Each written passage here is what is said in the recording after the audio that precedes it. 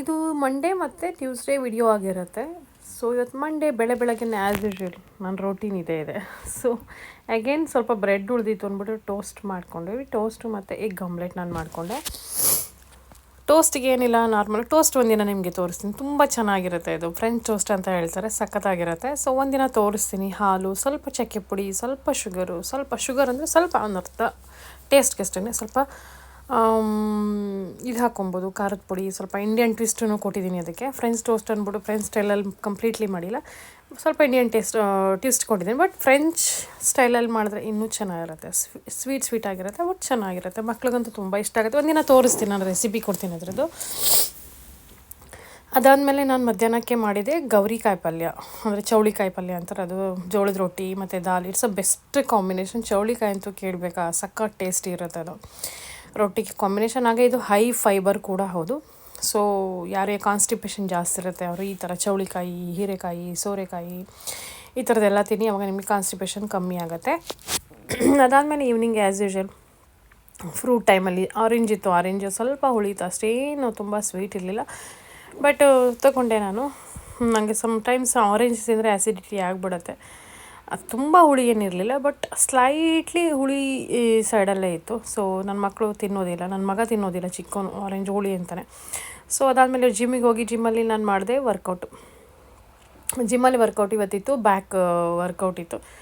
So ಅದಾದಮೇಲೆ Zumba ಕೂಡ ಇತ್ತು, ಜುಂಬಾನೂ ಕೂಡ ಮಾಡಿದೆ.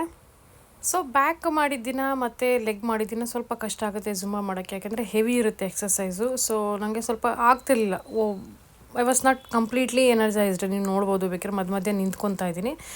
But it was amazing. ನನಗೆ ಸೌತ್ ಇಂಡಿಯನ್ ಸಾಂಗ್ಸ್ ಹಾಕಿದ್ರೆ ಕೇಳಬೇಕಾ, ನನಗೆ ಹಾಡು ಆಗೋದ ತಕ್ಷಣ ಡ್ಯಾನ್ಸ್ ಮಾಡೋಕ್ಕೆ ಸ್ಟಾರ್ಟ್ ಮಾಡಿಬಿಡ್ತೀನಿ ನಾನು. ಯಾವ ಪ್ರಪಂಚದ ಯಾರಿದ್ದಾರೆ ಸುತ್ತಮುತ್ತ ಏನೂ ನೋಡೋದಿಲ್ಲ. ಅದಾದಮೇಲೆ ಮನೆಗೆ ಬರ್ತಾ ಇರ್ಬೇಕು, ನಮ್ಮ ಪಾರ್ಕಿಂಗಲ್ಲೇ ನಮ್ಮ ಕಾರ್ ಪಕ್ಕನೇ ದೊಡ್ಡದು ಇಲಿ ಹೋಗ್ತಾಯಿತ್ತು. ನಾನು ಓಡಿಸೋಣ ಅಂತ ಹೋದೆ, ಬಟ್ ಅದು ಮಂಗಮಯ ಆಗೋಯ್ತು. ಮನೆಗೆ ಬಂದರೆ ಮನೆಗೆ ಬಂದಾದಮೇಲೆ ನನ್ನ ಮಗ ದೊಡ್ಡವನು, ಅವನು ಎಣ್ಣೆ ಬಿಸಿ ಮಾಡಿಕೊಂಡು ಹರಳೆ ಎಣ್ಣೆನ ತಲೆಗೆ ಹಾಕ್ಕೊಂಡು ತಮ್ಮನಿಗೂ ಹಾಕ್ಕೊಡ್ತಾ ಇದ್ದ. ಸೊ ಓಕೆ, ಗುಡ್ ಈ ಥರ ಕೆಲಸ ಒಳ್ಳೆ ಕೆಲಸ. ಎಣ್ಣೆ ಹಾಕಿಸ್ಕೊಳ್ಳೋಕ್ಕೆ ನನ್ನ ದೊಡ್ಡವನು ಸಾಕಷ್ಟು ಸರ್ಕಸ್ ಮಾಡ್ತಾಯಿದ್ದ ಇಷ್ಟು ವರ್ಷವರೆಗೆ. ಈಗ ನೋಡಿ ಟೀನೇಜ್ ಆದಮೇಲೆ ಅವ್ರಿಗೆ ಬರ್ತಾಯಿದೆ ಸೆನ್ಸು, ನನಗೂ ಹೇರ್ ಚೆನ್ನಾಗಿರಬೇಕು ಅಂತ. ಸೊ ಈಗ ಅವನೇ ಹಾಕ್ಕೊತಾನೆ. ಇಷ್ಟು ವರ್ಷ ಬೇಕಾಯಿತು ಅವ್ನಿಗೆ ಇದನ್ನು ಅಂಡರ್ಸ್ಟ್ಯಾಂಡಿಂಗ್ ಮಾಡ್ಸೋಕ್ಕೆ, 14-15 ಇಯರ್ಸ್. ಸೊ ಹಾಗೆ ಇವತ್ತು ನನ್ನ ಮಗನ ಬರ್ಡೇ ಕೂಡ ಇದೆ. ಸೊ ಎಲ್ಲರೂ ಅವನಿಗೆ ವಿಶ್ ಮಾಡಿ ಅಂತ ಕೇಳ್ಕೊತೀನಿ. ಅದಾದಮೇಲೆ ನಾನು ಸ್ನಾನ ಎಲ್ಲ ಮುಗಿಸಿ ಹೊರಗಡೆ ಹೋಗಿ ವಾಕಿಂಗ್ ಮಾಡ್ಕೊಂಡು ಬಂದು ಮತ್ತೆ ಯೋಗ ಮಾಡಿದೆ. ಯೋಗ ಇವತ್ತು ಆ್ಯಸ್ ಯೂಶ್ವಲು ಎಲ್ಲನೂ ಕಂಪ್ಲೀಟಾಗಿ ಆಲ್ ಓವರ್ ಬಾಡಿದು ಕೂಡ ಮಾಡ್ತೀನಿ. ನನ್ನ ಮಗ ಈಗ ದೊಡ್ಡವನಾಗಿದ್ದಾನೆ, ಅವ್ನು ಟೀನೇಜ್ ಏಜ್ ಅಲ್ವಾ. ಸೊ ಹಾಗೆ ಕಾಲೇಜ್ ಫ್ರೆಂಡ್ಸ್, ಅವ್ನು ಸ್ಕೂಲ್ ಫ್ರೆಂಡ್ಸ್ ಎಲ್ಲ ನೋಡ್ತಾರೆ. ಸೊ ಹಾಗಾಗಿ ಹೇಳ್ತಾನೆ, ಅಮ್ಮ ನನ್ನ ವೀಡಿಯೋ ಹಾಕ್ಬೇಡಮ್ಮ ಅಂತ ಹೇಳ್ತಾನೆ. ಸೊ ನಾವು this is a time to ಒಂದು ಏನು ಪ್ರೈವೇಸಿ ಇದೆ, I need to respect and I need to ಅವ್ನಿಗೆ ಹಾಕೋಂಗಿಲ್ಲ. ಸೊ ಹಾಗಾಗಿ ಅವನಿಗೆ ಕೆಲವೊಂದು ಕಡೆ ನಾನು ಎಡಿಟ್ ಮಾಡಿಬಿಡ್ತೀನಿ ನಾನು. ಸೊ ಇನ್ಮೇಲಂತೂ ಕಂಪ್ಲೀಟಾಗಿ ಹಾಕೋಂಗಿಲ್ಲ. ಸೊ ನೆನ್ನೆ ಅವ್ನಿಗೆ ಸ್ಕೂಲ್ ಫ್ರೆಂಡ್ಸ್ ಎಲ್ಲ ಬಂದಿರೋ ಅವ್ನು ರೇಗಿಸ್ತಾ ಇರ್ತಾರೆ. ಸೊ ಹಾಗಾಗಿ ಐ ಡೋಂಟ್ ವಾಂಟ್ ಅಂತ. ಅದಾದಮೇಲೆ ಮನೆಗೆ ಬಂದು ನಾನು ಆ್ಯಸ್ ಯೂಶ್ವಲು ತಿಂದೇನಪ್ಪ, ದೋಸೆ ಮತ್ತು ಒಂದು ದೋಸೆ ತೊಗೊಂಡೆ, ಅದ್ರ ಜೊತೆಗೆ omelette as for protein dosa ಖಾಲಿಯಾಗಿತ್ತು. ಹಾಗಾಗಿ ಈ ಕಾಂಬಿನೇಷನ್ ಮಾಡಿದೆ. ಸ್ವಲ್ಪ ಯಾಕೋ ಇವತ್ತು ಪೀರಿಯಡ್ಸ್ ನಾಳೆ ಬರೋ ಥರ ಇದೆ. ಸೊ ಹಾಗಾಗಿ ಸ್ವಲ್ಪ ಸ್ಲೈಟಾಗಿ ತಲೆನೋವು, ಸ್ವಲ್ಪ ಗೊತ್ತಲ್ಲ ಏನೊಂಥರ ಬ್ಲಾಟಿಂಗ್ ಆಗುತ್ತೆ, ಏನೇನೋ ವಿಚಿತ್ರವಾಗಿ ಆಗುತ್ತೆ. ಅದು ನಮ್ಮ ಮನೆ ಬರೀ, ಏನು ಮಾಡೋಕ್ಕಾಗಲ್ಲ. But I was okay. ನಾನು ಕಂಪ್ಲೀಟ್ಲಿ ಅದನ್ನು ತಲೆನೇ ಕೆಡ್ಸ್ಕೊಳಕ್ಕೆ ಹೋಗಲ್ಲ. ನನ್ನ ಪಾಡಿಗೆ ನಾನು ಏನು ಮಾಡಬೇಕು ಅದು ಮಾಡ್ತಾನೇ ಇರ್ತೀನಿ ಅಲ್ವಾ. ಸೊ ಅದು very very important. So dosa ತಿಂದು ಎಂಜಾಯ್ ಮಾಡಿದೆ ಆ ಮೂಮೆಂಟನ್ನು. ಹಾಗೆ ನೀವು ನೋಡ್ತಿರ್ಬೋದು, ನನ್ನ ಹೇರಲ್ಲಿ ತುಂಬ ಚೇಂಜಸ್ ಕಾಣಿಸ್ತಾ ಇದೆ. ಸೊ ತುಂಬ ಜನ ನೋಡಿ ತುಂಬ ಟ್ರೀಟ್ಮೆಂಟು ಅದು ಇದು ಎಲ್ಲದಕ್ಕೂ ಹೋಗ್ತಾರೆ. ಬಟ್ ನನ್ನ ಮನೆಯಲ್ಲೇ I trusted in the nature, ಅಷ್ಟು ಮಾತ್ರ ಹೇಳ್ತೀನಿ. ಸೊ ಯಾರ್ಯಾರು ಇದ್ರ ಬಗ್ಗೆ ಡೀಟೇಲ್ಸ್ ಬೇಕು ಅಂದರೆ ಹೇಳಿ, ನಾನು ಮಾತಾಡ್ತೀನಿ. ಅದಾದಮೇಲೆ ನನ್ನ ಚಿಕ್ಕ ಮಗನ ಸ್ಕೂಲಲ್ಲಿ ಇವತ್ತು ಕಲಿಮಿನೇಟಿವ್ ಡೇ ಇತ್ತು. ಸೊ ಹಾಗಾಗಿ ಅಲ್ಲಿ ಹೋಗೋಕ್ಕೆ ರೆಡಿ ಆದೆ.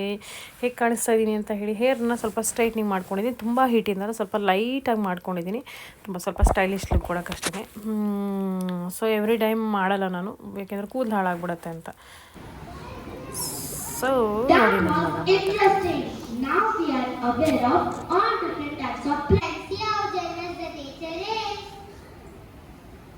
Perfect example of our relationship with nature. Nature keeps giving, but we are never satisfied with it. Nature को हिंदी में प्रकृति कहते हैं. प्रकृति हमारे लिए बहुत उपयोगी है. अभी हमने पेड़ पौधों के बारे में जाना. पेड़ पौधे ही प्रकृति का हिस्सा है. talking in Hindi all of a sudden. Well, that's because ನಮಗೆ ಇವ್ರ ವಯಸ್ಸಲ್ಲಿದ್ದಾಗ ನಮಗೆ ಏನು ನಡೀತಿದೆ ಅನ್ನೋದೇ ಅರ್ಥ ಆಗ್ತಿರಲಿಲ್ಲ. ಇವ್ರು ಇವಾಗ ದೇ ಆರ್ ಆ್ಯಂಕರಿಂಗ್, ನನ್ನ ಮಗನೂ they are anchoring. Can you imagine what kind of ಜೆನ್ಝಿನಲ್ಲಿದ್ದಾರೆ ಅಂತ. ಸೊ ಅದಾದಮೇಲೆ ನಮಗೆ ಅಲ್ಲೇನೋ ಮಕ್ಕಳು ಗೇಮ್ ನೋಡಿ ಮಗು ನಮ್ಮನ್ನು ಕರೆಸಿ ನಮ್ಮ ಹತ್ರ ಗೇಮ್ ಆಡಿಸ್ತಾ ಇದೆ. ಸೊ ಇಟ್ಸ್ ಅನ್ಬಿಲೀವೇಬಲ್, ಅಷ್ಟು ಫಾಸ್ಟ್ ಇದೆ ಈಗಿನ ಜನ್ರೇಷನ್ನು. ಸೊ ನನ್ನೂ ಕರೆದ್ರು, ಸೊ ನಾನು ಹೋದೆ, ಸೊ ಇನ್ವಾಲ್ವ್ಮೆಂಟ್ ಆದೆ. ಸೊ ದೇವರ್ ಟೆಲ್ಲಿಂಗ್ ಒಂಥರ ಚೆನ್ನಾಗಿತ್ತು, ಒಂಥರ ಡಿಫ್ರೆಂಟ್ ಆಗಿತ್ತು. ನಿಜವಾಗ್ಲೂ ಒಂಥರ ಮೈಂಡ್ ಚೇಂಜ್ ಆಗುತ್ತೆ. ಮಕ್ಕಳ ಜೊತೆ ಇದ್ದರೆ ತುಂಬ ಖುಷಿ ಆಗುತ್ತೆ. ಮಕ್ಕಳಲ್ಲಿರೋ ಇನ್ನೋಸೆಂಟು, ಮಕ್ಕಳಲ್ಲಿರೋ ಒಳ್ಳೆತನ ನಮ್ಮಲ್ಲಿ ಬರೋಕ್ಕೆ ಸಾಧ್ಯನೇ ಇಲ್ಲ.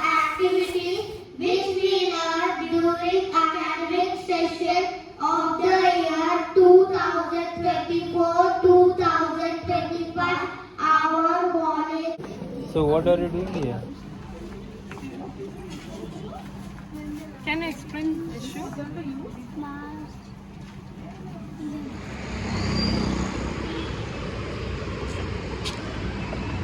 ಎಲ್ಲಿ ಬರಲಿ? ಸೊ ಐ ಥಿಂಕ್ 45 ಮಿನಿಟ್ಸ್ ಅಷ್ಟು ಪ್ರೋಗ್ರಾಮ್ ಇತ್ತು. ಸೊ ಅದಾದಮೇಲೆ ಮನೆ ಕಾರಿಗೆ ಬಂದಮೇಲೆ ಗೊತ್ತಿದ್ದಿಲ್ಲ, ಕೂದಲು ಮೇಲೆ ಕಾಯಿ ಹೋಗ್ತಾನೇ ಇರುತ್ತೆ ನಂದು. ಸೊ ಹೆಣ್ಮಕ್ಳು ಹಣೆ ಬರೋಣ ಇಷ್ಟು, ರೆಡಿ ಆಗೋದು ಒಂಥರ ಚಿಂತೆ, ರೆಡಿ ಆದಮೇಲೆ ಇನ್ನೊಂದು ಥರ ಚಿಂತೆ, ಚೆನ್ನಾಗಿದೆ ಅದು ಇನ್ನೂ ಹಂಗೆ ಇದೆಯಾ, ಮೇಕಪ್ ಹಂಗೆ ಇದೆಯಾ. ಸೊ ಮೇಕಪ್ ಅಂದರೆ ಜಾಸ್ತಿ ಏನು ಮೇಕಪ್ ಮಾಡಿಲ್ಲ. ಮನೆಗೆ ಬಂದಾದಮೇಲೆ ನಾನು ಮನೆಗೆ ಮಾಡಿಟ್ಟೇ ಹೋಗಿದ್ದೆ. ನಾನು ಆಲೂ ಪರೋಟ ಮಾಡಿಟ್ಟಿದ್ದೆ.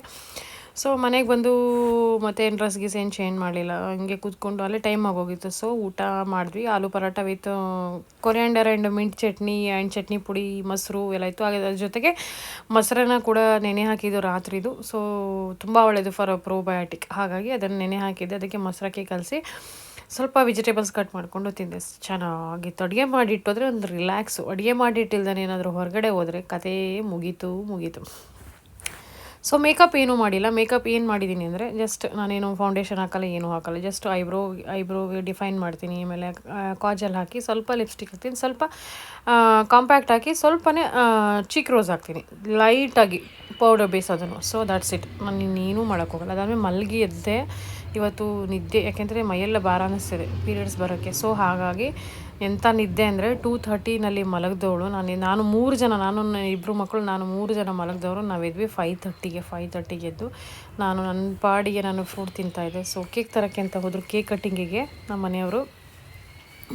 ಸೊ ಅದಾದಮೇಲೆ ನನ್ನ ಮಗ ಅವನದು ಸ್ಕೂಲ್ ಫ್ರೆಂಡ್ಸ್ ಕರೆಸಿದ್ದ ಈ ಸತಿ ಬರ್ಡೇ ಪಾರ್ಟಿಗೆ. ಸೊ ಹಾಗಾಗಿ ಅವನಂದ, ಅಮ್ಮ ಇದನ್ನೆಲ್ಲ ಅಪ್ಲೋಡ್ ಮಾಡಬೇಡ ಅಂತ. ಸೊ ಹಾಗಾಗಿ ಅದನ್ನು ಅಪ್ಲೋಡ್ ಮಾಡ್ತಿಲ್ಲ ನಾನು, ಯಾಕೆಂದರೆ ಪ್ರೈವೇಸಿ, ಬೇರೆಯವ್ರ ಮಕ್ಕಳೆಲ್ಲ ಇರ್ತಾರೆ. ಸೊ ಹಾಗೆ ಇಲ್ಲಿ ನೋಡಿ ನನ್ನ ಮಕ್ಕಳ ಥರ ಬೀಜ ಉಕ್ಕೊಂಡು ಕಲ್ಲಂಗಡಿ ತಿಂತಾಯಿದ್ದೀನಿ. ಸೊ ಸಮ್ಟೈಮ್ಸ್ ನಿಜವಾಗ್ಲೂ ಮೆಚೂರ್ಡ್ ಥರ ನಾನು ಬಿಹೇವ್ ಮಾಡಲ್ಲ. Sometimes I will act differently. ನನ್ನ ಮಕ್ಕಳ ಥರನೇ ಆಡ್ತೀನಿ. ನನ್ನ ಮಗ ಹೇಳ್ತಿರ್ತಾನೆ, ನಮ್ಮ ಏನಮ್ಮ ಹಿಂಗೆ ಆಡ್ತೀಯ ಅಂತ. ಸೊ ದಟ್ ಈಸ್ ನಂಗೆ ಅದು ತುಂಬ ರಿಲ್ಯಾಕ್ಸ್ ಅನಿಸುತ್ತೆ ಮೈಂಡಿಗೆ. ಸೊ ಈ ಥರ ರೆಡಿಯಾಗಿದೆ. ಅವ್ರು ಬರೋಷ್ಟರಲ್ಲಿ ನಾನು ಡ್ರೆಸ್ ಚೇಂಜ್ ಮಾಡಿಕೊಂಡು ಹೇಗೆ ಕಾಣಿಸ್ತಾ ಇದ್ದೀನಿ ಅಂತೇಳಿ, ಚೆನ್ನಾಗಿ ಕಾಣಿಸ್ತಾ ಇದ್ದೀನಲ್ವ, ನಾನೇ ಹೇಳ್ಬಿಡ್ತೀನಿ ಕೊಚ್ಕೊಳ್ಳೋದು. ಸೊ ಹೀಗಿತ್ತು ನನ್ನ ಡ್ರೆಸ್ಸು. ಸೊ ಹೀಗಿತ್ತು ನನ್ನ ಇವತ್ತು 2 ದಿನಗಳು ಹೀಗೆ ನಡೆದವು. ಸೊ ಆದಷ್ಟು ಬೇಗ ಹೊಸ ಚಾಲೆಂಜ್ ಸ್ಟಾರ್ಟ್ ಮಾಡ್ತೀನಿ. ಮತ್ತೆ ಸಿಗ್ತೀನಿ ಮತ್ತೊಂದು ಹೊಸ ವಿಡಿಯೋದಲ್ಲಿವರೆಗೆ. ದಯವಿಟ್ಟು ಲೈಕು ಕಾಮೆಂಟ್ಸನ್ನ ಮರಿಬೇಡಿ ಪ್ಲೀಸ್.